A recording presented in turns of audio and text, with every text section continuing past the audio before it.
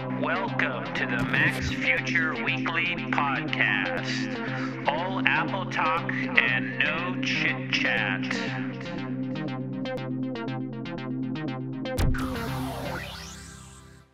Okay, welcome to the Apple Podcast. This is Lex at Mac's Future. This is episode 111, and it's April 14th, 2012. So we didn't have the podcast on Friday because it was Friday the 13th, and why have an unlucky bad day for the podcast? So we're doing it today on Saturday. So there's a lot of Apple news to talk about, Apple products, Apple information. So let's get to it. Okay, so I think one of the biggest pieces of news this week was that on Wednesday, the Justice Department sued Apple and several big book publishers in a civil lawsuit alleging antitrust violations against Apple and several publishers relating to the iBooks store and an agreement that they claim was put together between the publishers and Apple right before the iPad launched in 2010. And basically, the complaint alleges that Apple and the publishers engaged in what's known as price fixing, where basically competitors get together to fix prices. So, it was a very big news. It was a big lawsuit. And they're basically claiming that Apple and the publishers inflated ebook prices by entering into a conspiracy. Now, these are pretty strong words from the Justice Department. And, let me just tell you what the civil complaint, it was filed here in New York. And the civil complaint basically alleges that, Apple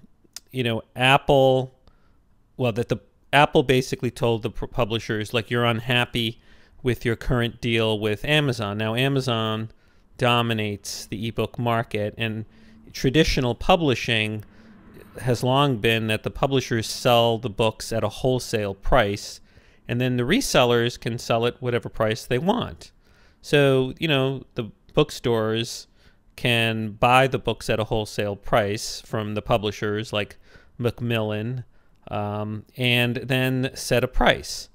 Now, apparently, the complaint alleges this, that publishers were unhappy with their relationship with Amazon because Amazon had been pricing books at $9.99, and which is a very low price according to the publishers. And so Steve Jobs, when the iPad was launched, Apple wasn't selling any ebooks, and to get publishers to sign up to distribute books through the iBook store, the complaint alleges that Apple basically told the publishers, hey, we're going to do a different model for you that's going to help you maintain your prices. And the model is going to be not a wholesale price model, but an agency price model. And an agency price model is pretty much what Apple does in the App Store, where you can sell an app for free or set whatever price you want, and then Apple takes a 30% cut. So Apple basically said to the publishers, come over here and, you can set your own price and we'll take a 30% cut. And the implication from the Justice Department is that by doing so, Apple was helping the publishers to conspire with each other to fix, a price above what the price is, what Amazon was getting or charging. Now, in terms of the complaint, the spicier stuff, and maybe the stronger case that the Justice Department has is against the publishers, because they're basically saying in this narrow period of time when Apple was going to the publishers and saying, hey, we're going to launch the iBook store on the iPad, and it's a secret, and we want you in on this, and that the publishers talked with one another at like restaurants, basically trying to agree that they were all going to sign up with Apple, because the publishers were afraid that if only they didn't want to be the only one to sign up with Apple, because if they signed up with Apple and then they set like the price and it was higher than what Amazon was doing, and if everybody else went with Amazon, then they would be undersold. So basically the allegation is that the publishers got together and agreed to go with this agency model through Apple. But then the twist is they're not alleging that Apple met in these restaurants with the publishers.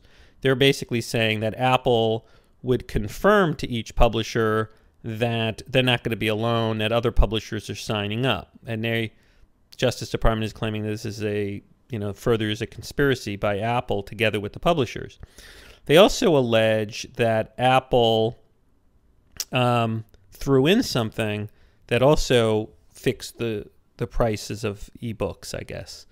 They're basically alleging that Apple required in their licensing agreement with the publishers that they get most favored nation status, which basically says, Apple says, if you're going to sell in our bookstore, you can't sell at another book. You can't have another bookstore sell at a lower price than the iBookstore. We have to have the lowest price.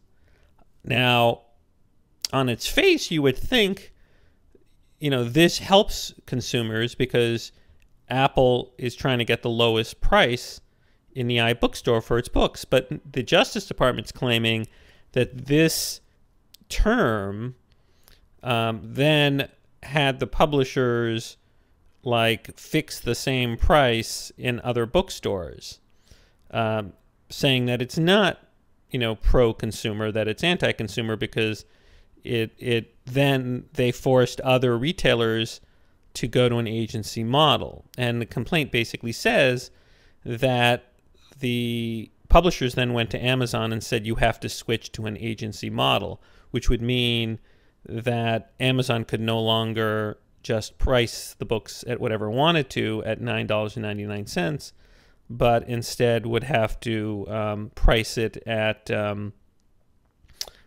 at whatever the publishers wanted to price it at.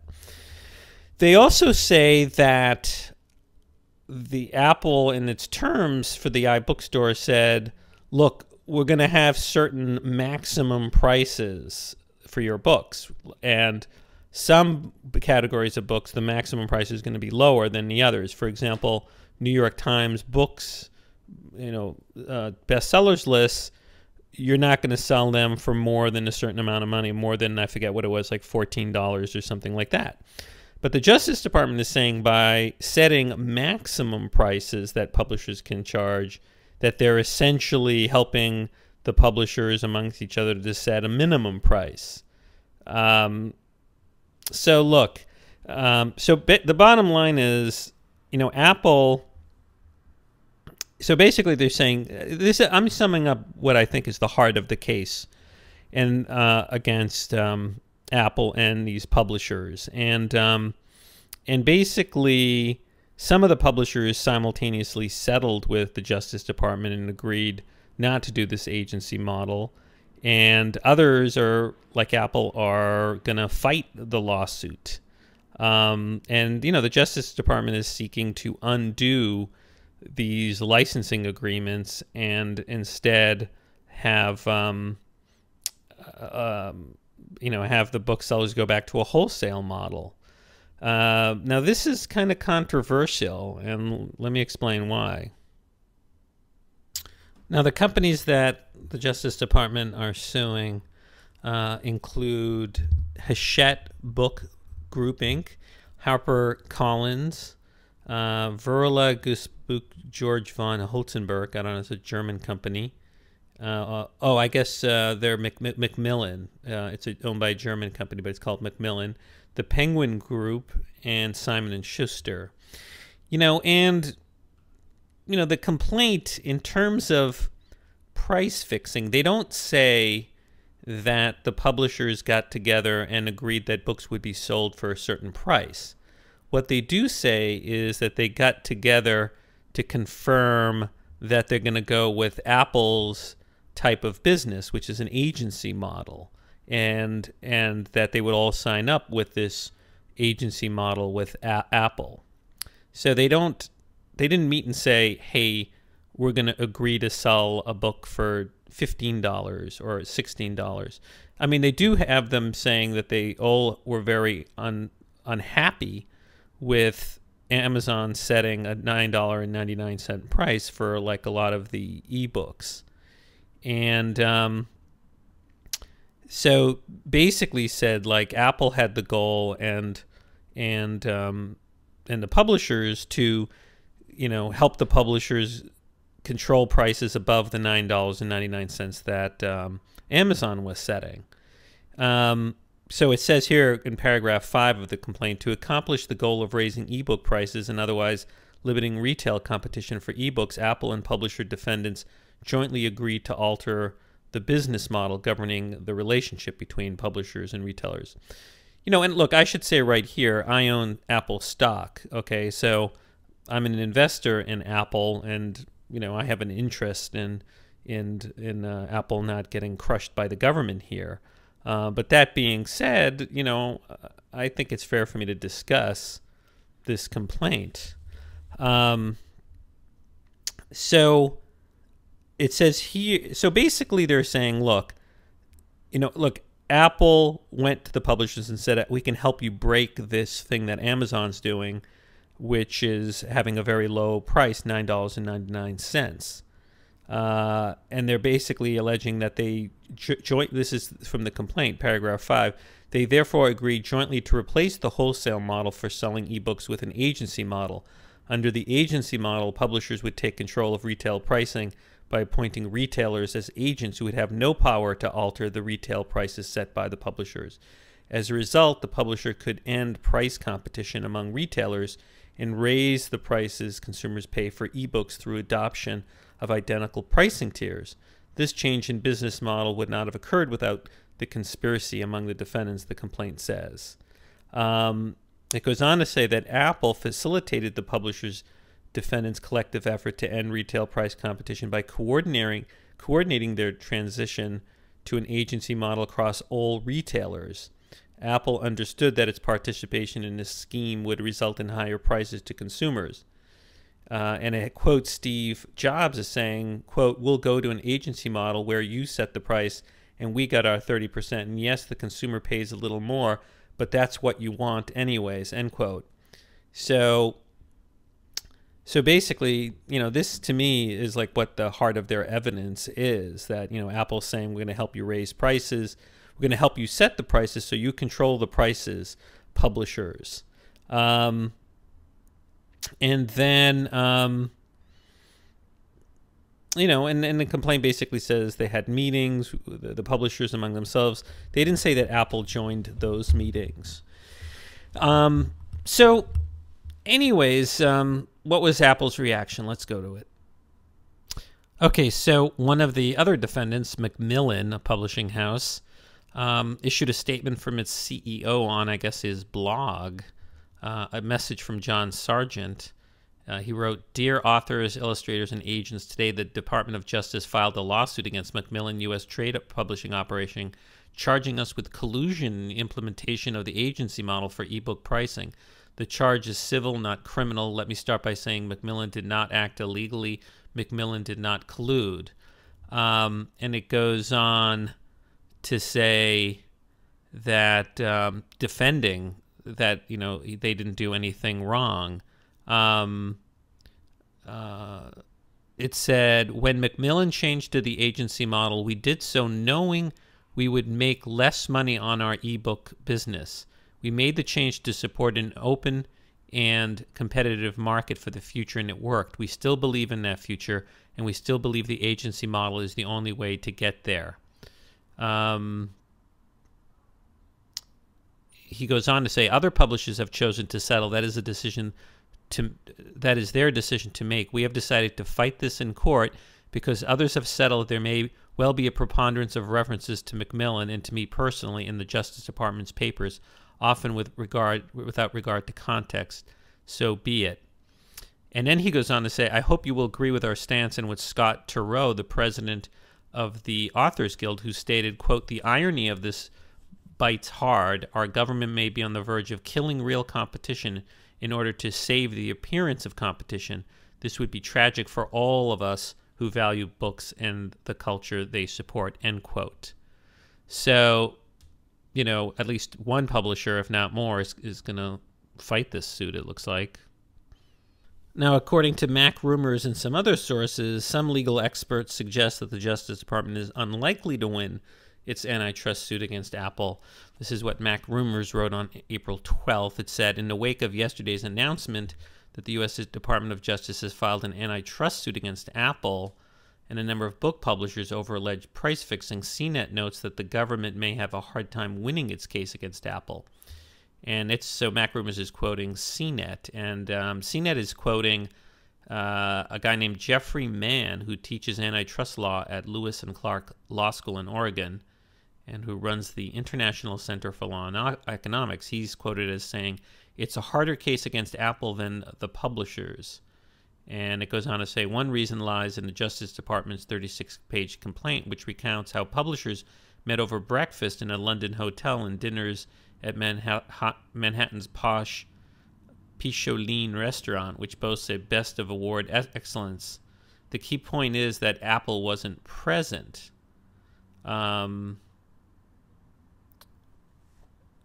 it goes on to say that even some experts suggest that even amid claims that the publishers met to discuss a shift to an agency model, the publishers may not be found guilty of antitrust violations. And they point out that the Supreme Court has ruled in the past that price arrangements among competitors are not automatically considered to be violations of antitrust law, and that the setting of minimum retail pricing by manufacturers is a permitted policy.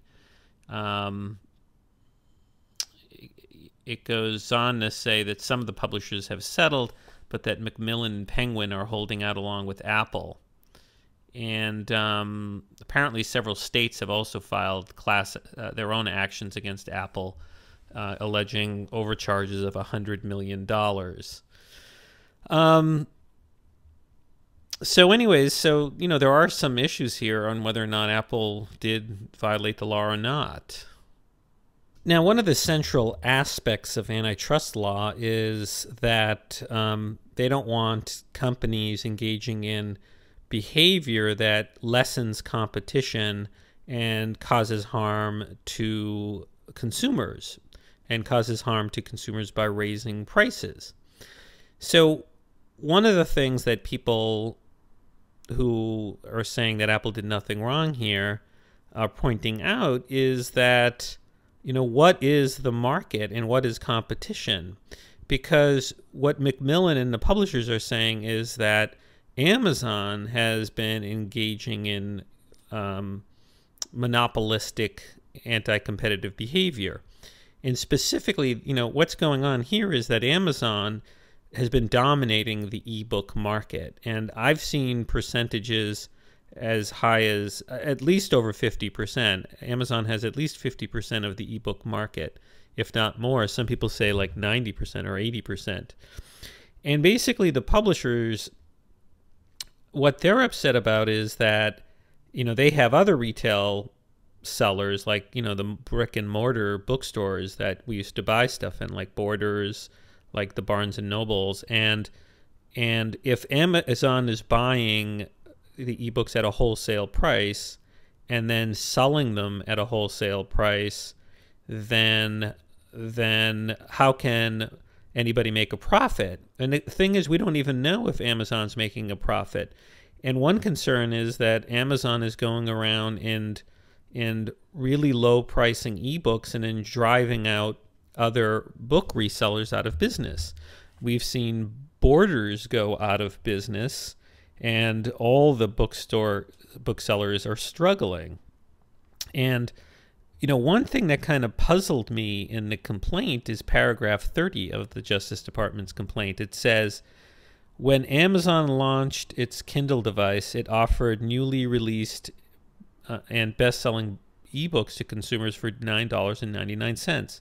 At that time, publisher defendants routinely wholesaled their ebooks for about the same price, which typically was less than the wholesale price of the hardcover version of the same titles, reflecting publisher cost savings associated with the electronic format. From the time of its launch, Amazon's ebook distribution has been consistently profitable, even when substantially discounting some newly released and best-selling titles. So there's a little bit of an inconsistency there, because it says in the first sentence that that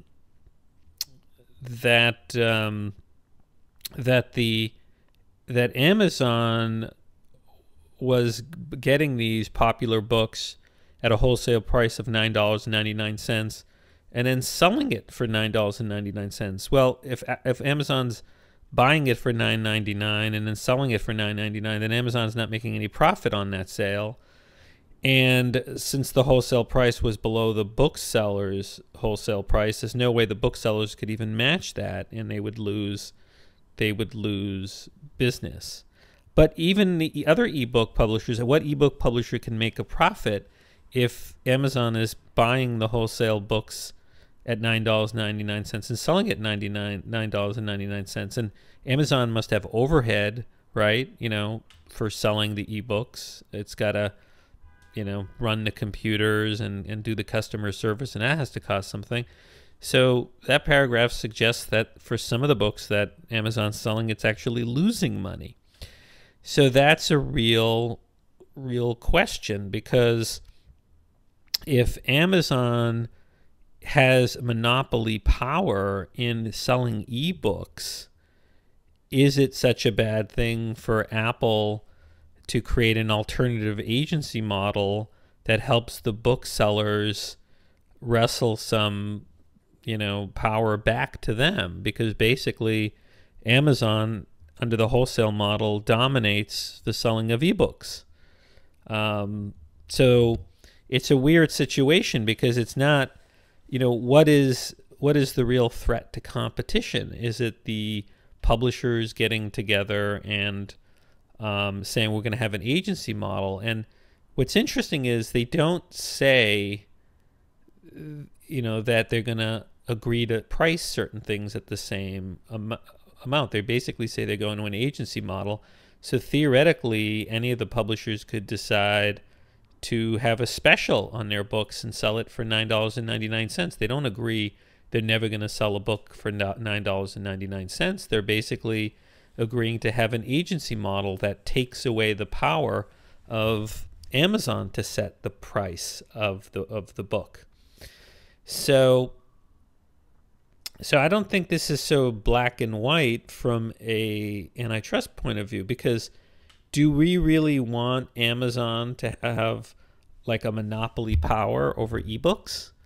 Because once a company has monopoly power over a certain market, it can raise the prices. I just don't. I don't know if this is such a clear-cut case, and we'll have to see what happens. I think it's going to be a highly litigated case.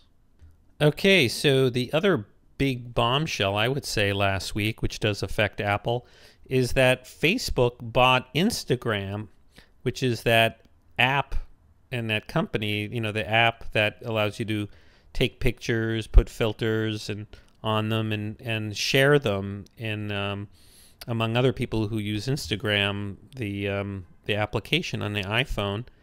And Facebook is paying this small company that created Instagram $1 billion. That's billion with a B. And it sort of shook up, I guess, Silicon Valley and people who follow Facebook and who follow the App Store.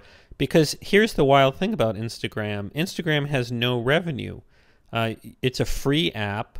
You don't, I don't even think there's ads in it. But it has tens of millions of users. And the week before, it released an Android app that quickly, was welcomed in the Android world. And it's pretty amazing. It's basically a couple of guys who started Instagram, and it just took off about a year or two ago, and it raises the question of, will this lead to other huge acquisitions of apps that are very popular? Now, here's the weird thing, like, why did Facebook do this? And a lot of people think that Facebook bought Instagram as a defensive measure, that they were afraid that a competitor like maybe Google would buy Instagram, or that Instagram was becoming a competitor, because Instagram allows you to share pictures and follow people who take pictures.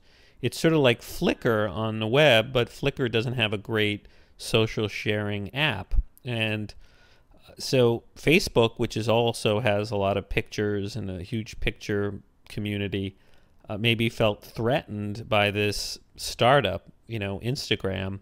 And maybe they were worried that, Instagram could compete with Facebook, and or Instagram might be acquired by Google, or maybe even Apple. Now, here's the curious thing. Instagram really is dominant on the App Store. So what if Apple decided to cut off Instagram? I mean, poof, there goes a lot of the value, right? I mean, I guess Instagram could try to get like people to use it on Windows platform and on the Android platform. But here's the interesting thing, why can't Apple? Well, let's take a look from Apple's point of view. Is Apple could be threatened by this, because now, Apple's somewhat of a partner with Facebook, but somewhat not a partner, and somewhat threatened by Facebook. Because remember, when Apple came up with this Ping social network for the iTunes store, it wanted you to be able to share it with your Facebook friends, and they couldn't. The last minute, they couldn't make a deal with Facebook. And so they never have been able to resolve that. And Apple has sort of made bed with Twitter. And I actually think Apple may now buy outright Twitter, because Twitter is a huge social network. And so Twitter's now integrated in the iOS, and actually even in the Mac version of Mountain Lion, Twitter's heavily integrated. So I predict Apple will just outright buy Twitter. And I think they're going to pay them a lot of money, maybe, I don't know, 10 billion, 20 billion, something like that. But what does Apple do with this? Twitter, you can share photos, but it's not a huge photo sharing app like Instagram. And I predict that Apple will further the social, its own social community in the iOS down the road. I mean, Apple's going to have to do that, don't you think? Apple sort of has it in some ways, right? Because Apple has its Ping on, which isn't going anywhere on the music platform. But then it has Twitter built into everything. Apple maybe it'll build in like as in your I don't know, your iMessage account, some sort of photo sharing. I mean, you can share photos, you can email photos, but maybe right in just the camera app, you can basically say, what if you could follow friends through your camera app very easily, right? What if you could, we have photo sharing, photo stream from the camera app where it can stream to your other accounts. But what if I wanted to share the photos I take with my friends? And maybe you could build something into the camera app that would say, share this, in iMessage, or share this, and you can share it with people who are your Twitter followers or your Facebook followers, or who maybe follow you as an Apple account user. Maybe that'll be the big thing, where you have an Apple account and you can follow people with other Apple accounts.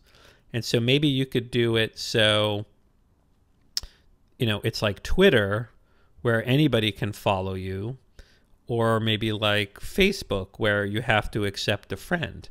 But wouldn't it be kind of cool if you had settings, right? So the setting would be everything is just private. Like nobody can see your your camera app or your your whatever Apple social messaging app. And if you want, you can put the privacy setting very easily so just your family and friends can see it and you have to accept them. Or you could put on a switch to be like a Twitter model where anybody can see you and anybody can follow you, and you don't have to turn it on. So there's really different models that Apple could take. But the question is, will Apple do that? Or does Apple already have its own social network? In some ways, Apple already has its own social network because everybody who's got an iOS account has credit cards or something, or an ID with Apple. And so the big social community that Apple has is the iOS app buying community. And the question is, does Apple need to expand that to social networking, or is it better if Apple just says, no, look, we have your apps, we have your account for buying apps, and we control your activity, like what apps that you can buy. You can't buy apps through Facebook, let's say, on the iPhone. You can only buy it from the App Store. Now, in the short run, I think that will work. The question is in the long run, because it could be that in the long run, as the internet access for the iPhone and the iPad becomes faster and better, web apps start performing better on the iPhone and the iPad and other iOS devices. And I'm thinking about some experiences I've had recently with some web apps, which are essentially nothing more than a web page saved to your screen on the iOS devices. And those web apps bypass Apple's App Store. And historically, they've been kind of crummy when compared to the apps that are native and that you buy from the App Store. But I'm thinking of like one app that I recently used and I talked about on the iPad app show, the iPad podcast show, the Aero, AEREO app. And that's Barry Diller's app, which is right now only available in New York, where you can get live stream TV. And that only works on a mobile device browser like the iPhone or the iPad. But the thing is, it's just a website, and you just save it to your iOS device and you use it that way. So I'm thinking that down the road, Apple is going to be in a situation maybe where it doesn't control the apps that are on its device. I mean, Apple, I guess, could do something like, say, you can no longer save web pages to your iOS device. At some point, Apple, if it really felt threatened by web pages as apps on the iOS platform, could cripple the browser so that you can't save the browser to the home screen. But more and more, there are apps that work well that are just nothing more than web apps that you save to your home screen. And let's say Apple feels that it can't do that. That would be interesting. Then Apple may feel that it has to create its own social network,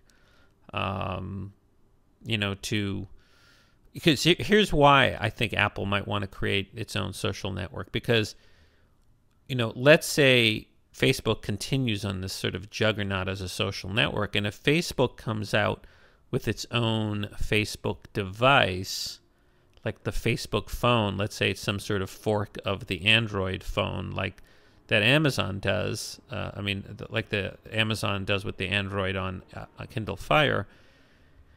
Then the question becomes, will Apple feel threatened?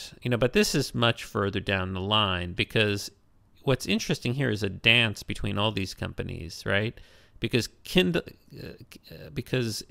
Amazon feels threatened by Apple. Apple feels threatened by Amazon.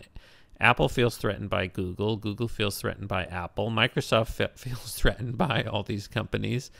is competitive with Google. Google's competitive with Facebook. Apple completely doesn't trust Facebook either. And, Facebook, on one hand, has to be friends with Apple because, a lot of people use Facebook through the Facebook apps on the iOS devices. On the other hand, if Facebook came out with its own device, that undercuts Apple. And then, of course, there's Microsoft. So, the point is, we're going back to Instagram. So is Instagram worth $1 billion for, let's say, 30 million users? I think that's a lot of money, and it just goes to show you how afraid Facebook is of competition. Now, some results came out regarding how Apple's doing in the marketplace in terms of computers. And the Verge reported that HP and Apple outperformed the rest of the PC market in the United States, according to Gartner's Q1 data, which is a research firm, Gartner. And this is what the Verge said. It said, research firm Gartner has just released its estimates of PC shipments in the U.S. and worldwide for Q1 2012. And it points to strong growth for Apple and HP and major declines for Acer in the United States. It says here that HP and Apple were the number 1 and number 3 vendors in the U.S. HP shipped 4.5 million PCs, up 6.6%, and Apple shipped 1.6 million computers for a 3.8% growth rate. And it says this far outstripped the overall U.S. market, which actually declined 3.5%. Interesting. Now, Apple did well this quarter, but if you think about it, Apple hasn't really upgraded the Macintosh line for a really long time. And so these sales were strong even without an upgrade for a really long time. I think the MacBook Pros weren't upgraded last spring or so, and the MacBook Air was last summer, and the iMac was, I think, last summer too. So it's almost been a year now that the MacBook Pro hasn't been upgraded, and the Mac Pro itself hasn't, been upgraded for a long time.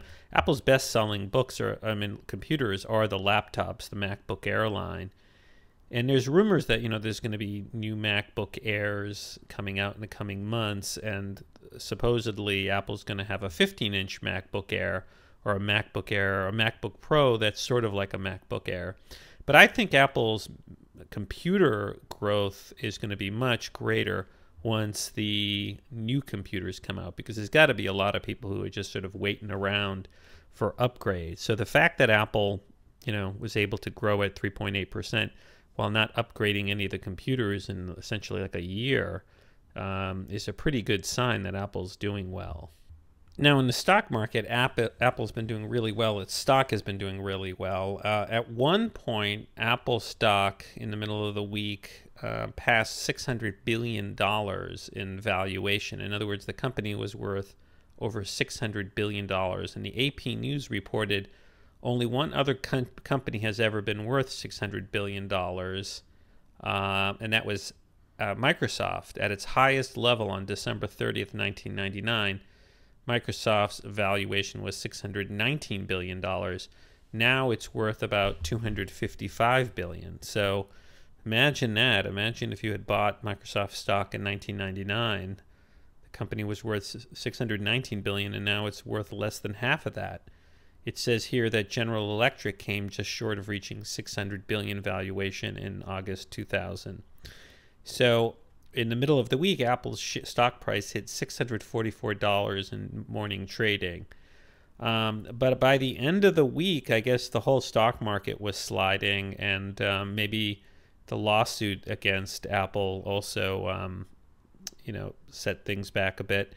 But by the end of the week, Apple was trading at about $604, $605 a share. So it went from $644 down to $605. So look, these are, really, this is a very valuable company. It's the most valuable company in the world, publicly traded. And, the question a lot of people have is, can it grow more? Can it grow its profits more? Can it grow its revenue? And I think it's going to be able to grow its profits and revenue if it can continue innovating with the iPhone. The iPhone is the biggest source of revenue for Apple. The iPad is, I think, now number 2. Then the Mac line is number 3. And, as long as Apple can continue its high standards, I think it's going to continue to grow because, there's other markets. There's the Chinese market that is huge. There's the Brazilian market that's huge. There's the enterprise market in the United States. Apple has very small foothold in what's known as business computers. And I think as everyday people get, Apple products like the iPhone, the iPad, and the Macintoshes at home, they're going to be bugging their IT department to, have those products also. Now, Apple has, like $100 billion saved up, and we know they're going to distribute some of that as a dividend and as a buyback of stock as it issues stock to its employees. But Apple may actually go on acquisition and buy stuff, or maybe make deals with other companies. And AppleInsider had a story that Tim Cook, the CEO of Apple, was spotted at video game designer Valve's headquarters and in Bellevue, Washington. And Valve, according to the article, and according to just common knowledge on the internet, is this company that provides games through its own application or engine. And it was started by former Microsoft employees, and it distributes 1,400 games to an audience of 30 million active users. And Valve makes Steam, which is, I guess, a program. And Steam works similar to the iOS App Store. It provides a marketplace for PC games where you can buy them. And eventually Steam came to the Macintosh. So, I don't know, it's possible that maybe Apple's doing a deal. Maybe Apple wants Valve to start releasing its games on the iPad or the iPhone, or maybe integrate the Steam store with Apple's Game Center. I don't think Game Center has been a huge hit. I know it's there whenever I pop up and play a game, but maybe Apple's trying to make an alliance with Steam, or maybe Apple is going to buy Valve and Steam. But it's interesting news. Definitely games are a big part of the Mac and the iOS platform. Okay, another story about a possible acquisition was in Forbes, which is entitled, "Does Apple Still Want to Buy TiVO?" And I guess there were rumors this week that TiVO was up for grabs, in a possible acquisition. And so, the question is that, what should Apple buy TiVO? So I don't know. Personally, it depends what it could get TiVO for, because can't Apple do a lot of what TiVO does itself? Apple could easily build a DVR-like function into a TV. TiVo, I'll tell you, I used to love TiVo. I stopped using TiVo, one, because I didn't feel like buying the hardware. And it's not like the service, it's superior to the DVRs that the cable companies provide, but the cable companies charge you pretty much the same monthly fee that TiVo does, but then they don't charge you for the hardware.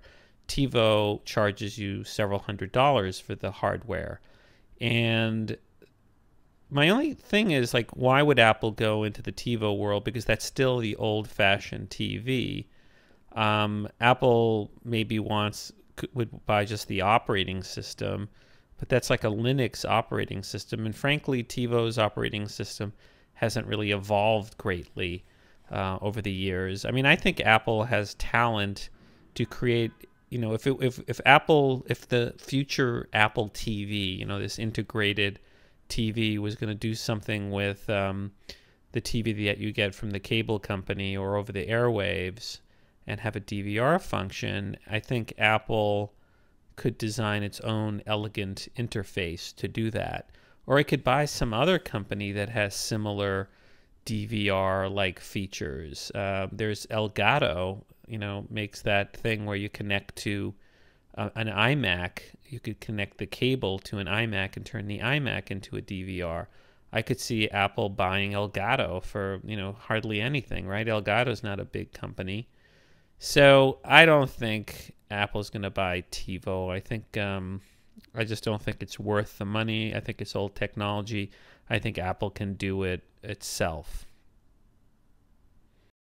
Speaking of Apple TV, there was an interesting Forbes article from a guy named Benzinga Insights. No, I guess his name is Benzinga, Louis Benzinga. And the article is entitled "Proof Apple is Building a TV." Now, what he's talking about is that there was a patent uncovered by AppleInsider that shows that Apple is working on a tool that would allow everyday iOS users to develop their own apps. Now, this is something I've been talking about for a long time. I've been monkeying around, trying to learn how to use Xcode and how to do some, C programming, and it's really challenging if you don't have a developer's background and a computer science degree. Objective-C is very hard, and there are these third-party apps and tools that you can use to make like an app for the App Store. And then, Forbes article points out, that, well, actually AppleInsider's article points out, look, Apple's made it easy for people to create interactive iBooks for the iBook store with the iBooks author. And, it would be great if Apple created a tool for anybody to create sort of, apps for the App Store, free apps. If a business wanted to create an app, for the company, it would be easy to use and it would further sell the hardware. Think of apps like the way websites were, right? At the beginning of websites, it was very hard to create your own web page. But now there are all these tools, there's free blogs that you can create your own website, and there are all these easy programs to create websites. And so in some ways, apps are like what websites were in the 90s and in the early part of the last decade. But anyways, what the Forbes Louis Benzinga basically said is if you look in that patent filing, there's a clue here that Apple may be working on an Apple TV, because it says that in the patent filing that he says there's a tidbit that's hidden within the patent filing. Apple wants users' homemade content to be displayable on multiple screens with various resolutions, including computers and television sets. So maybe people are going to be able to create apps that work on an Apple TV. And he goes on and he says that, he makes some points that I disagree with. He basically says that he doesn't really see, people using the iPad or the iPhone with a big TV. And this is where I think he's got things wrong. Personally, I think we already have the Apple TV, because the current Apple TV works so well with the iPad and the iPhone through AirPlay that you have all these apps on your TV through the iPad or through AirPlay. So it could be that Apple's going to come out with their own display, but if I was Apple, this is what I would do. I would come out with a beautiful, 45-inch TV that was just like any other TV, but had a slot where you could stick in a module Apple TV, right? Proprietary. Because if you look at the Apple TV now, it's like a hockey puck. And you would want your TV to be upgradable with like a better Apple TV in the future. And the Apple TV only costs $99. Well, what if Apple made it so you just stuck it in a slot, so it was really beautifully in that slot and not interfering with anything, and then you had like all this power in the Apple TV? Like, one of the things that I've been saying Apple should do is build in the Wi-Fi router into the Apple TV, so you don't have to buy another Wi-Fi router. And that way, you could also use these Apple TVs one-on-one with an iPad or iPhone without having to bring your own router along. In other words, the Apple TV could create its own Wi-Fi hotspot and then be controlled by the iPad or the iPhone. So, I mean, I do think we're going to see a convergence, and the convergence is already happening. Already I'm using my iPad and iPhone with my little Apple TV connected to my big screen TV, and I'm seeing a lot of content on the big TV through that as well as through my Mac. Actually, the other day, I rented a movie from iTunes on my iMac, and then the Apple TV accessed the rental from my Mac and played it on a big TV, and I used the remote app that Apple has on the iPhone to control the Apple TV as it streamed the rental movie from the iMac that I got from iTunes. So what I would do is, if I was Apple, I would come out with a TV, but I wouldn't I would have a slot, and I would make these Apple TVs even more modular so that you can stick them in this sort of proprietary slot of like a big display. That would be the beautiful Apple TV. But then Apple should continue to sell the little Apple TVs for $99. Now, in this article, he does raise the question of, like, why doesn't Apple release all these apps on the Apple TV now? You know, why aren't there a lot of apps? And I think that's because Apple doesn't want to cannibalize the iPad and the iPhone, right? Because the Apple TV costs only $99, and it doesn't have as powerful components as the iPad or the iPhone. I mean, frankly, you could just stick an iPad into a big TV, and that becomes the Apple TV, right? You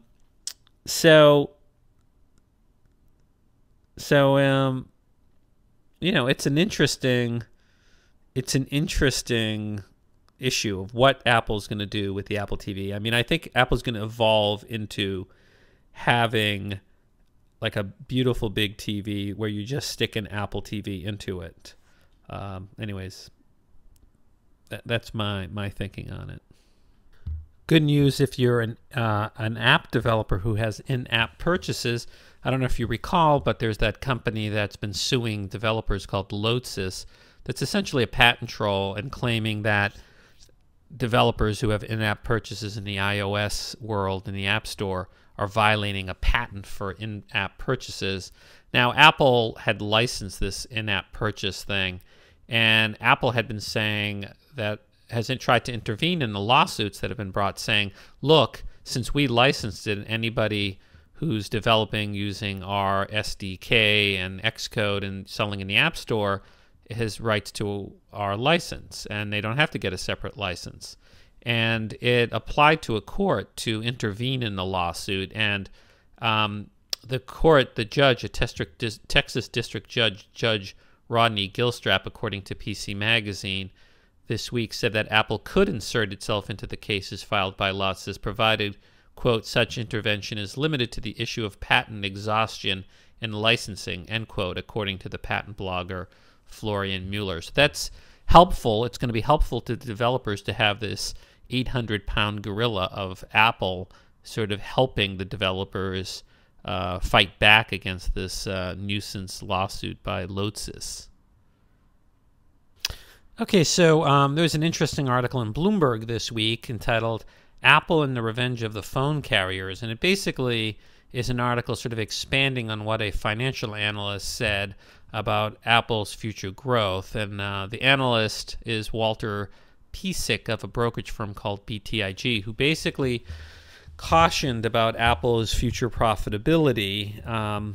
And basically what this analyst says is that Apple is sort of beholden for a lot of its revenue to the whims of the cell phone carriers, because they're the ones, particularly in the United States, that subsidize. They subsidize, the iPhone. Basically, the cost of an iPhone is like $600 or $700, and the carrier pays, I don't know, pays that money to Apple, and then charges a small fee to like $200 or $300 to the subscriber, and then the subscriber basically is getting like a $300 or $400 or $500 subsidy from the carrier, but then the carrier sort of locks you in for another 2 years. And according to this analyst, the carriers are upset because Apple's been getting all the profit with these phones, and the carriers, their profit's been hurt by the fact that they have to do these subsidies. But, on the other hand, the carriers sort of have you locked in for a year and a half, and I don't know to what and he's sort of saying that what if the carriers get together and stop this? Well, if the carriers actually communicate with each other to stop this practice of subsidying and make an agreement not to do it, that's an antitrust violation, and could be one that's more significant than the one that the Justice Department brought about the eBooks. But here's the thing, AT&T and Verizon are in vicious competition with each other. The problem is this, if he points out that Verizon recently said that it's going to charge a $30 upgrade fee, even if you're entitled to the full subsidy. If you get a new phone, Verizon's going to charge you $30 to connect it. That being said, now you've got Sprint also selling the iPhone, and then T-Mobile is going to probably be selling it soon. So in the United States, then you'll have 4 carriers. And the thing is, if Sprint or T-Mobile makes it cheaper to, it does a bigger subsidy, a lot of people are going to go to T-Mobile or Sprint. So Verizon and AT&T, this is only going to work if they can come to a 4-way conspiratorial agreement. So I don't think that's really going to happen. Now, the other thing is, in most of the world where Apple's growth is for the iPhone, they don't have this model in the United States where there's a carrier subsidy. Rather, there is no subsidy and there's no long-term lock-in contract. You just buy the phone and you prepay your minutes. Now, the iPhone's kind of pricey, but there are people, it's a status symbol in a lot of countries like China and Brazil. So these are massive countries. China has like 1 billion people. If Apple can sell, 50 million iPhones in China, that's an incredible amount of money. So I do think, though, that Apple's in this weird situation with the iPhone where it needs to have a relationship with carriers to sell it because it's a communication device. Now, in the long run, what I hope happens is that we get other free Wi-Fi that's everywhere and ubiquitous, because look at the iPad. The iPad is not subsidized, and Apple's doing very well selling the iPad, right? There's no carrier subsidy. So, and Apple has a healthy margin there. So I don't know. I think Apple is going to continue to be able to sell these products. I just don't see the cell phone companies being able to really squeeze them. Now, apparently Apple has been really working to try to increase security. One way it's doing it is, according to MacRumors, enhancing Apple ID safety by enforcing security question requirements. And it says here in MacRumors, reporting on something that the Next Web reported, that Apple has begun enforcing the security of users' Apple ID accounts, requiring those who do not have alternative emails and security questions on file to add them. It says here, in the past 24 hours, Apple appears to have started prompting iOS device owners and those with Apple IDs within iTunes to make their accounts more secure. So this makes sense. There has been hacking of iTunes accounts, and I guess they want to make sure that people are not misusing them. Now, one sign that the Macintosh is, has sort of arrived and is sort of everywhere, is that now we're starting to see malware. And one thing that's been going around that people have been worrying about is something called the flashback malware, which is a Java security hack or flaw. And Apple released several updates. You should just go and update your Mac if you have Java running. And basically the update will, if you have Java, will check to see if you've been infected and then remove the infection. And so just go to update your Mac and it will do that. But, this is a lot of people talking about this. They're saying, oh, look, paradise is lost. The Apple Macs now have viruses or malware. That's always been the case, that it could be some sort of, malware or, Trojan or something attacking your computer. In the past, the Mac has been such a small part of the market that the people who do these things didn't really target it. But as the Mac continues to grow, I'm sure it's going to be the target of more hacking attempts. So basically, the trick is to really just be very safe on the internet. Don't click on things that look a little weird. Don't be fooled by emails saying you're going to win a lot of money or win a big iPhone or win something. If something's too good to be true, it probably is, and don't click on it. So be careful out there. Okay, so that's it for episode 111 of the Apple Podcast by Lex at Mac's Future. Thanks for listening. You can support this podcast, which is chit-chat free, by going into the iTunes store and giving it a positive review. Any feedback would be well appreciated. It would help other people find the podcast. So thanks for listening, and see you next week.